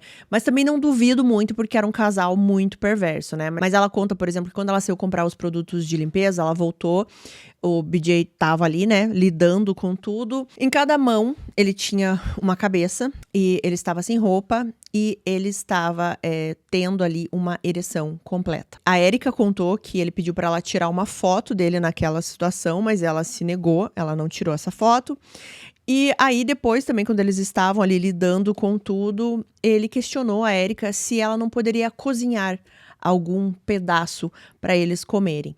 Só que assim, gente, tudo isso, como eu falei, foram declarações da Erika sobre o BJ, não tinha como provar, não tinha como saber se exatamente isso aconteceu ou não, se ela estava querendo deixar a imagem aqui do BJ pior ainda, né, do que já era, já que ele não estava falando nada. E uma das coisas que ela falou aqui nessa pré-entrevista também, e que foi muito importante para a polícia, né, foram os locais onde eles jogaram os sacos, né, onde eram as lixeiras. Só que, de novo, já tinham se passado alguns dias, então todas essas lixeiras já tinham sido levadas, né? Todo o lixo, né, que estavam nessas lixeiras. Tudo que era tirado dessas lixeiras iam para um aterro específico e aí lá começou uma busca.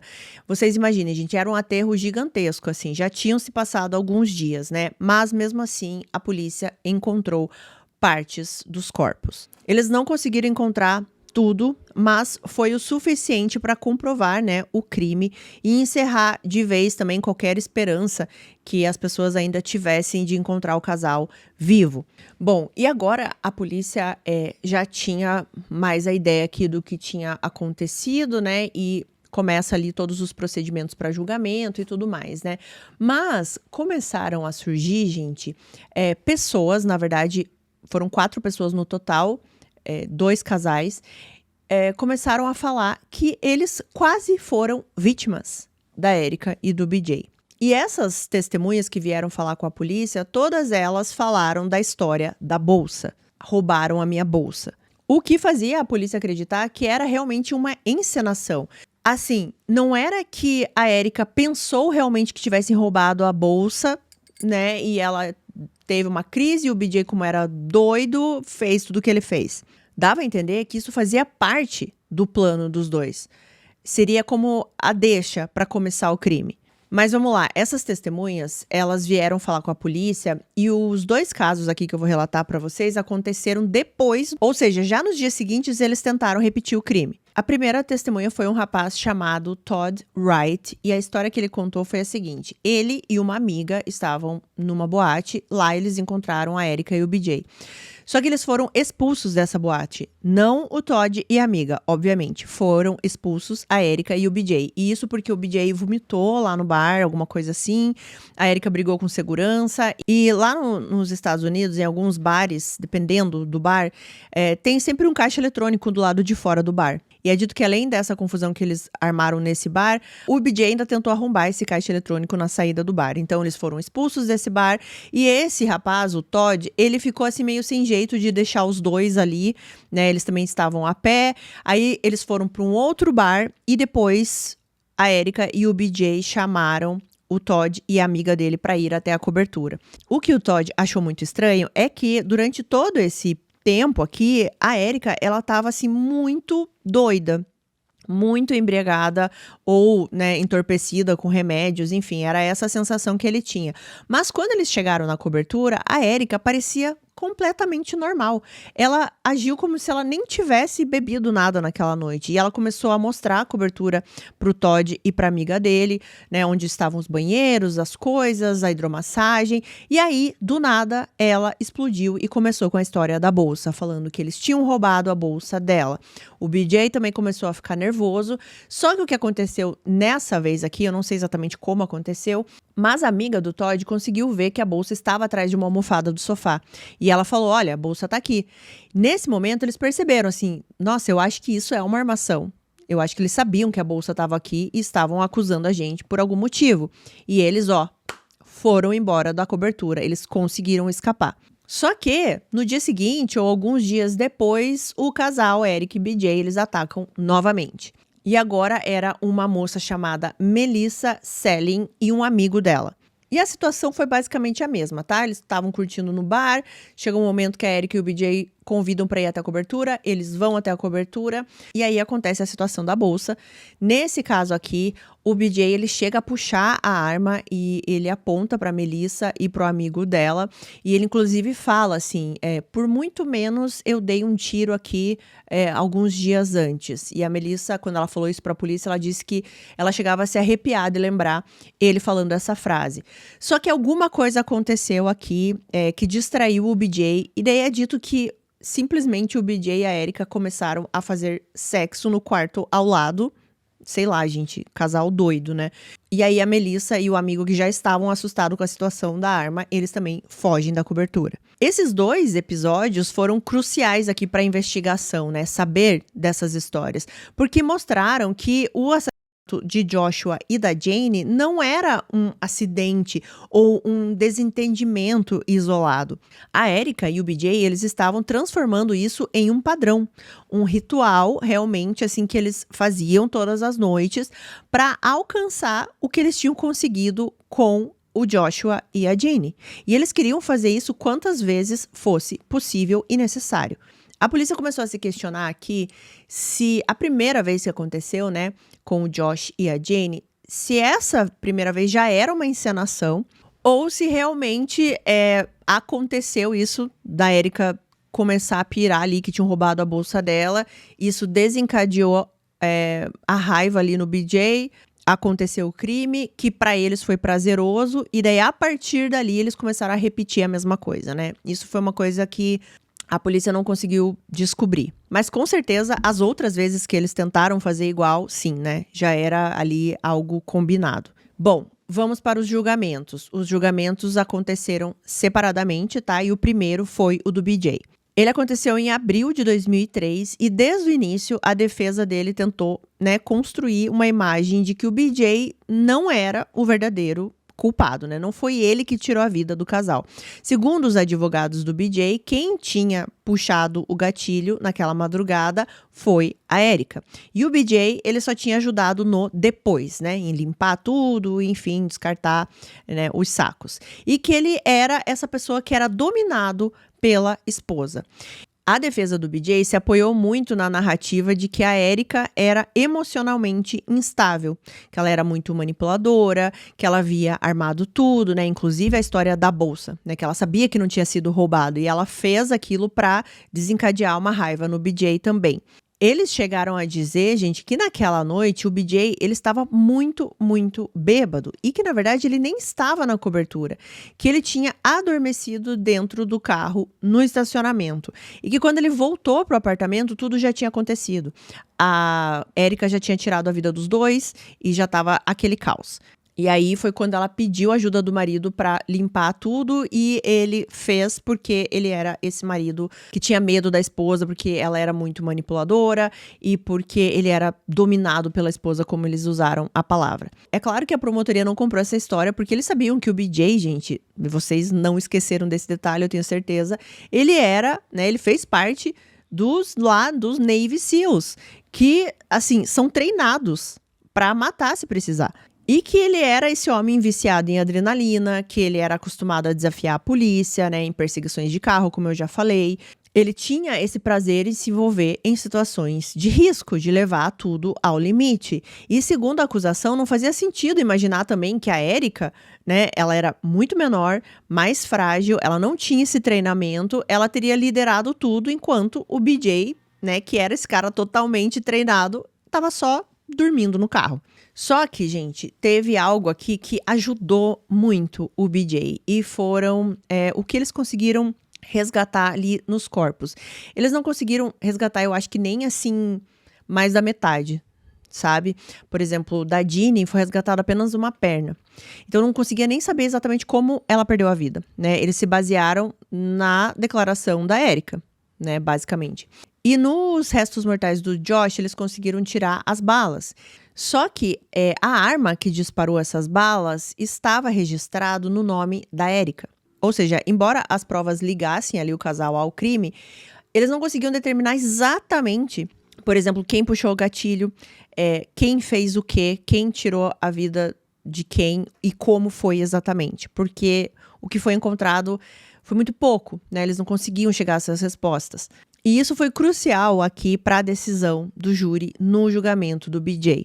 Porque no fim o BJ foi condenado apenas pelo assassinato em segundo grau da Jane. E ele recebeu 38 anos de prisão por isso. Já em relação ao Josh, ele foi absolvido, gente. Acreditem se quiserem. Porque, segundo aqui a interpretação do júri, eles não conseguiram provas suficientes de que ele tinha sido o autor do disparo fatal do Joshua, né? Porque, como eu falei, as balas encontradas vinham da arma que estava registrado no nome da Erika, enfim. E é óbvio que, assim, ele poderia estar usando a arma da Erika, né, gente? A gente sabe disso, mas é assim. E aí, como é que vai provar, né? Então, tudo ficou mais difícil aqui no julgamento do BJ. É claro que foi uma decisão bastante polêmica, né? As famílias aqui das vítimas ficaram arrasadas, porque para a promotoria, para as famílias aqui também, né? E para o público em geral, era impossível separar a responsabilidade dos dois aqui, né? Porque os dois estavam juntos em tudo. Os dois estavam armados e os dois estavam ali naquela situação. Mas por causa dessa dúvida ali de quem realmente puxou o gatilho, né? O BJ conseguiu escapar de uma condenação mais pesada. E o julgamento da Erika? O julgamento da Erika aconteceu em junho de 2003. E a defesa da Erika, ela apostou aqui num discurso, assim, bem claro, bem simples, na verdade, né? De que o BJ era o verdadeiro culpado de tudo. Segundo os advogados da Erika, ela era apenas uma jovem emocionalmente instável, controlada pelo marido, violento, manipulador. Basicamente, né, o discurso da defesa do BJ, só que agora é invertido, né? Eles insistiam que ela não tinha puxado o gatilho, que ela também não tinha usado ali a faca em ninguém, apesar dela ter falado aquilo na pré-entrevista, né? E que ela se envolveu ali no pós-crime porque ela tinha medo do BJ. Para reforçar isso, eles mostraram a personalidade explosiva, né? E o histórico do BJ, inclusive lá na Marinha, né? E tudo que eu já falei aqui para vocês, né? O envolvimento em drogas, bebidas, confusão, perseguição dos policiais, enfim. E os roubos também, né? Na narrativa da defesa, era basicamente isso. A Erika era mais uma vítima do BJ. Só que é claro, né, gente? A promotoria tinha aqui uma outra história para contar, né? Primeiro, as provas que estavam ligadas diretamente à Erika. Foi com ela que foram encontrados os documentos, né, das vítimas, as cápsulas usadas, inclusive, não sei se vocês lembram que eu falei que uma dessas cápsulas ainda estava suja de sangue. E uma das fontes, inclusive, diz que ela chegou a guardar, gente, sabe quando a bala atravessa, né, o corpo, sai do outro lado. Ela pegou esta bala e guardou, e essa bala ainda tinha até tecido humano. E é dito que ela estava guardando tudo isso aqui para fazer o quê? Para fazer o scrapbook dela. Inclusive, ela chegou até a escrever e colar algumas coisas no scrapbook dela com relação ao crime. Mas não tudo, porque é dito que esses itens ela iria colocar posteriormente. Outras coisas que complicavam aqui a vida da Erika, né? Ela usando o anel do Joshua depois do crime, naquelas fotos, e ela parecia muito à vontade, muito feliz junto com o BJ, como se eles estivessem orgulhosos do que eles fizeram. Ah, inclusive, gente, lembra que eu falei que eles fizeram tatuagens, né? Depois do crime. É dito, gente, que a tatuagem que ela fez exatamente no local onde ela teria golpeado a Jane. Sim, gente. Esse pensamento perverso que estamos falando aqui da Erika. E tudo isso era um troféu aqui para Erika, né? Todos esses itens. Ela estava muito orgulhosa do que ela fez. Eles trouxeram também a obsessão da Erika aqui pelo Hooters, né? Inclusive do roubo das mercadorias. Ou seja, isso reforçava o padrão de comportamento pro crime que ela tinha, né? Então, ela não era uma santa aqui, né? Ela participou de muita coisa junto com o BJ. Teve uma testemunha que foi falar, que é a Melissa, que foi uma das mulheres que foi até a cobertura e ainda bem que saiu viva, né? Ela contou toda a dinâmica, ela falou da história da bolsa e que a Erika, ela tava ali muito presente participando daquilo, né? Como se fosse realmente essa armação, né? Para que o BJ começasse a agir. Mas a história da Melissa foi aqui, em algum momento aqui, eles se distraem, o casal, né, e a Melissa e o amigo conseguem fugir. E o argumento central aqui da promotoria era que mesmo que a Erika não tenha puxado o gatilho, ela estava lá, ela instigou, ela ajudou e ela se beneficiou com o crime. E isso a torna tão culpada quanto o BJ. Bom, depois de apenas 4 horas de deliberação, o júri trouxe o resultado e ela foi culpada de assassinato em primeiro grau de Joshua Ford e culpada pelo assassinato em segundo grau da Jenny Crutchley. E a pena foi de prisão perpétua mais 20 anos adicionais. E é obviamente que o resultado desses 2 júris aqui é bastante comentado, porque todo mundo acha que o BJ também tinha que ter recebido a pena de prisão perpétua, assim como a Erika, independente de quem fez o quê. Os dois estavam ali, a culpa tem que ser dividida pelos dois, assim, igualmente, entendeu? Os dois tinham que ficar presos o resto da vida, mas, infelizmente, não foi o que aconteceu. Para a família das vítimas, o julgamento da Erika trouxe até um alívio maior, né? Obviamente, do que o do BJ. Eles sentiram que finalmente havia sido feita a justiça proporcionalmente ali ao horror, né, que aconteceu. E, bom, eu fui procurar atualizações sobre esse caso, né? Apelações, coisas desse tipo. E o que eu encontrei foi que a Erika e o BJ, eles já esgotaram todos os recursos legais possíveis e as suas condenações estão firmes, né? Os dois estão presos. A Erika permanece atrás das grades com pena de prisão perpétua e o BJ, embora elegível para condicional, foi negado em primeira tentativa. E a soltura dele, gente, está prevista para 2030. Só que 2030 dá 28 anos de pena, né? Se eu fiz as contas certas, o crime aconteceu em 2002. Então eu não sei exatamente por que 2030, mas assim, tá muito perto. Nós estamos em 2025, né? Daqui a pouco ele pode ser solto. O que é, assim, inacreditável. Esse caso é inacreditável, assim, sabe, gente? Um casal que perdeu a vida nas mãos, assim, de pessoas tão horríveis. Um casal que só queria curtir um final de semana ali juntos, aproveitar a companhia um do outro, né? Que de repente não viram a maldade ali, né, nos dois. Eu sei que as pessoas talvez julguem isso, né? Ai, mas foram pra cobertura e tal, né? Mas, gente, às vezes... Bom, primeiro que a gente tá falando aqui de 2002, né? Parece que não é muito tempo atrás, mas é. As pessoas acho que confiavam mais uma nas outras.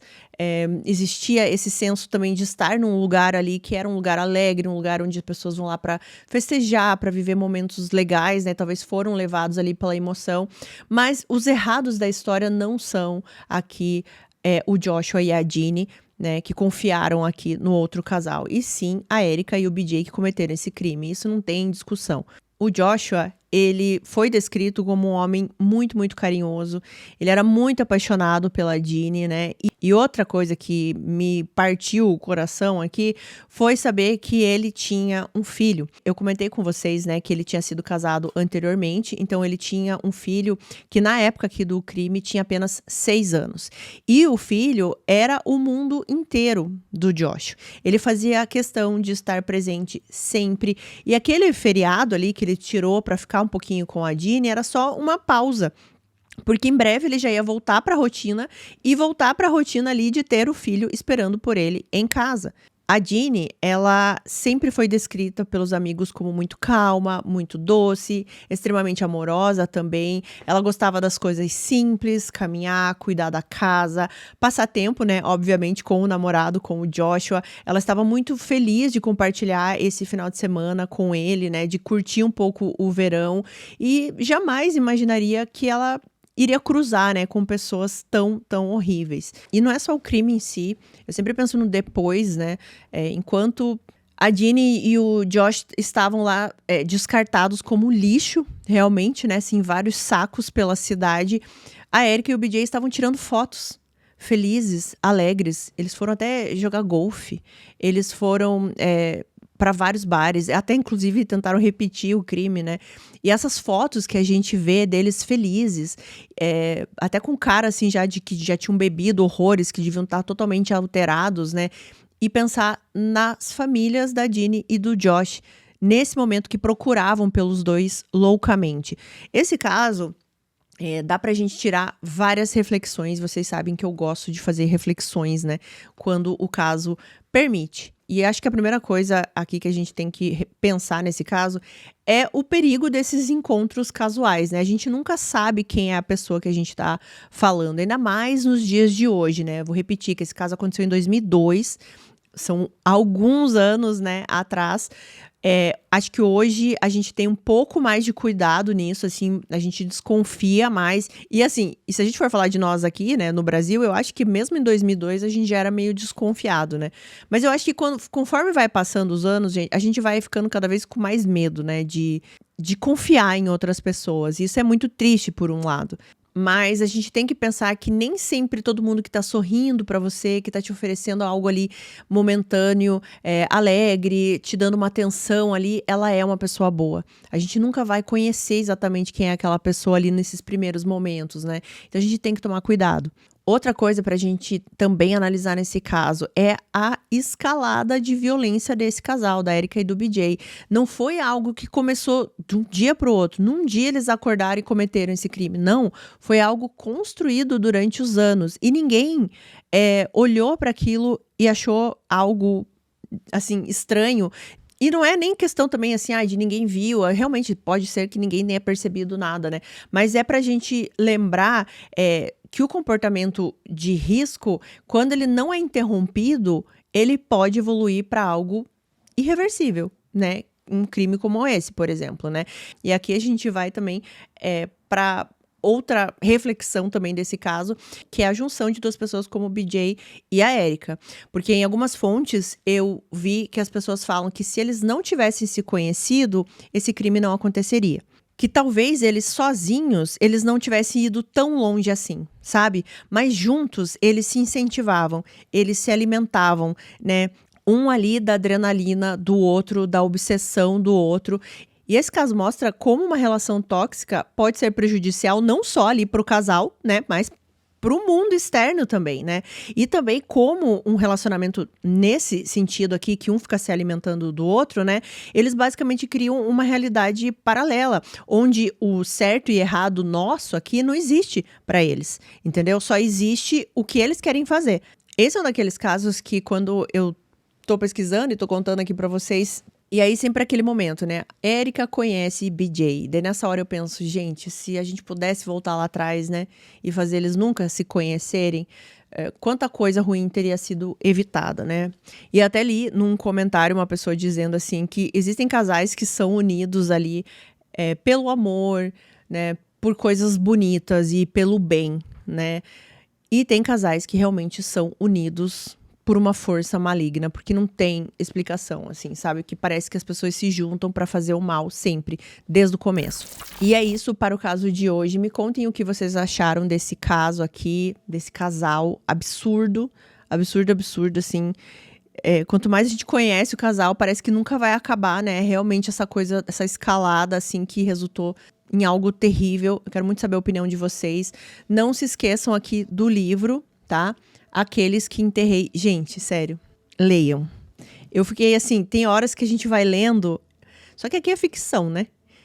Mas a gente vai lendo e vai falando assim, isso poderia acontecer na vida real. A gente sabe que poderia acontecer. E é justamente por causa de casos como esse que eu acabei de contar aqui pra vocês, que a gente sabe que uma ficção dessa aqui pode realmente acontecer. Só que é uma história um pouco... É diferente, tá? É um pouco diferente os casais aqui. Vou deixar no ar aqui pra vocês, mas se vocês puderem, entrem lá no site, usem o meu cupom 20% de desconto, comprem este livro aqui, Aqueles que Enterrei. Depois que vocês lerem, me contem o que vocês acharam, tá bom? Vamos agradecer aos nossos membros queridos, esses nomes que estão aqui na tela. Muito obrigada. Muito obrigada a Aninha Ito, a Ana Paula dos Santos, a Gabriela Rocha, a Beatriz Sader, a Márcia Yates, a Claudimere Rossi, a Cláudia de Luca, a Kátia Diniz e a Thalita Oliveira. Muito obrigada por esse apoio, meus membros patrocinadores. E a gente se vê num próximo vídeo. Se cuidem. Uma semana maravilhosa para todo mundo. E até lá. Um beijo. Tchau.